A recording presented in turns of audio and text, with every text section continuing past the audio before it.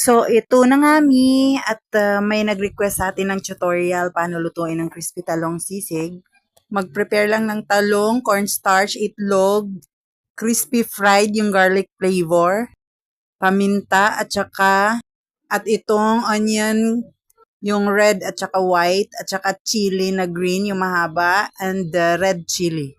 Ihalo-halo mo lang talaga siya hanggang sa mag-well combine yung talong at saka yung mga wet ingredients.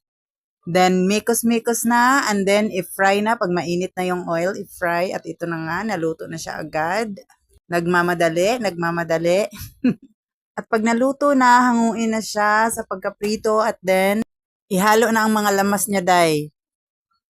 Lagyan na rin ng mayonnaise at saka konting toyo at saka kalamansi. Pag nahalo na lahat, mekos-mekos na siya.